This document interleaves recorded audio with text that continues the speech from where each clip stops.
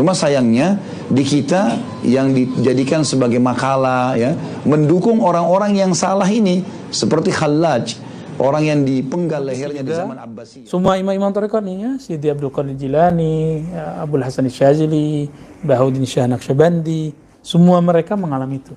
Junaid Al-Baghdadi, Abu Yazid Al-Bustami, itu mereka, Al-Hakim At-Tirmizi, Al-Hallaj. Hallaj itu dipinjam oleh Allah lidahnya lagi di depan orang. Di depan orang, bayangin coba. Karena di depan orang, kenalah dia hukum. Hukumnya apa? Dia melanggar hukum bahut. Kalau dibawa ke alam al-malak, masuk mahkamah beliau. Tapi secara hakikat nggak ada salahnya. Jadi secara hakikat mereka benar, tapi secara syariat Muhammadiyah mereka dianggap menyalahi adab. Tapi salah mereka? Enggak juga. Ya itu skenario Allah udah. Ya, martir juga dia, syahid juga dia di situ. Kalau antum udah paham di sini, la tukaffir al-Hallaj. Jangan pernah sekali-kali merendahkan, mengkafirkan al-Hallaj.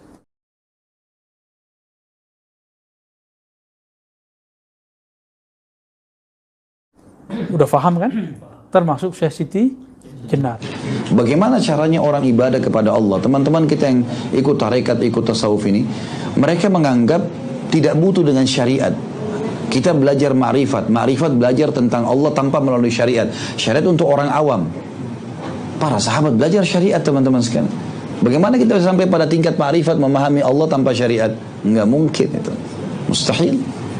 Bahkan mereka menyusun di setiap tarekat ada maqamatnya sendiri. Tarekat ini, tarekat ini, tarekat ini. Tarekat itu kan diambil dari kata-kata bahasa Arab tariqah, yang berarti jalan menuju mengenal Allah.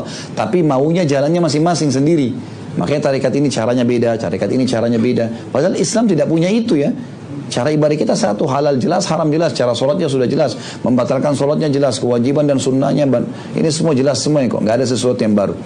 Cuma sayangnya di kita yang dijadikan sebagai makalah ya, mendukung orang-orang yang salah ini seperti Khallaj, orang yang dipenggal lehernya di zaman Abbasiyah gara-gara dia mengatakan ana huwa ana. Jadi dia menganggap maqam tertingginya adalah dalam ilmu tasawuf itu dia menjadi Allah, Allah menjadi dia. Begitu terdengar oleh para ulama, dilaporkan kepada khalifah. Khalifah suruh taubat, gak mau, dipenggal. Tapi di Indonesia dianggap Khallaj itu seorang tokoh yang dekat sama Allah. Dekat sama Allah bagaimana nih? Rasulullah tidak pernah bilang saya Allah sembahlah. Bagaimana Khallaj bisa mengaku itu? Tapi kita anggap tokoh dan dipelajari di S2, dipelajari S3, dijadikan sebagai makalah. Saya waktu belajar S2 di Indonesia sempat ada pelajaran tasawuf. Dan yang paling kritis ke dosennya itu saya kebetulan pada saat itu. Karena memang tokoh-tokoh ini semua dianggap tokoh dan harus mahasiswa buat makalah menokohkan orang itu. Gimana bisa ini? Di zaman dulu aja dipenggal oleh khalifah dan para ulama mengkafirkannya gara-gara mengaku dia Tuhan. Lalu kita mengatakan dia tokoh, dari mana ini? Dan dipelajari di S2 dan S3 nih. Buat makalah menokohkan orang itu. Dan mahasiswa yang datang sudah menjadi kayak semacam kebiasaan mahasiswa kita. Kalau dia baru masuk di S2 misalnya atau di S3, ada makalah judul tertentu, orang tertentu, biografi orang. Dia tinggal cari orang-orang sebelum dia, angkatan sebelumnya, lalu tinggal diganti namanya. Itu sudah jadi kebiasaan, malas, tidak mau masuk ke perpustakaan, gak mau nyusun, ganti cover depannya, sedikit diganti tulisannya, sama saja. Itu turun-temurun tulisannya itu. Nah itu yang dilakukan. Jadi akhirnya tersebar, ini keliru ini teman-teman sekalian, keliru ya. Semestinya kita belajar yang benar gitu. Ini kita belajar yang benar. Dan kita tahu sebenarnya istilah suf muncul tahun 110 Hijriah. Di zaman Nabi SAW dan sahabat tidak pernah ada masalah ini. Nggak pernah ada sama sekali istilah suf. Tidak pernah ada hadis yang berbicara masalah suf itu sendiri atau tasawuf. Suf kain hijau yang kasar. Tasawufnya adalah ilmu yang dibuat oleh orang-orang ini gitu. Dan kalau kita baca historinya kaget itu. Ya bagaimana yang membentuk pertama ilmu-ilmu ini dan tarekat-tarekat ini adalah orang-orang yang datang belajar kepada para ulama tabi'in, Sa'id ibn Musayyab, Sufyan ats-Tsauri, Atha bin Abi Rabah, ulama-ulama besar dari tabi'in. Tapi mereka memang datang dari kampungnya, dari Irak, dari Persia ya.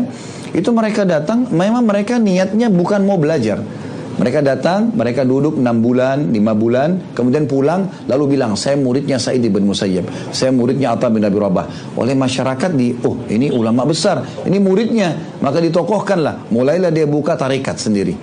Tarekat menyembah Allah, caranya dia, bukan ikuti gurunya.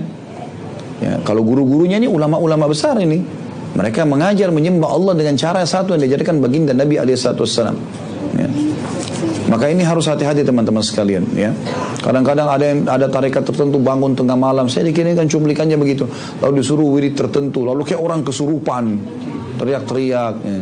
Nggak pernah dalam Islam ini aneh-aneh, kan itu. Islam nggak ada aneh-aneh teman-teman sekalian, jelas kok ibadah kita.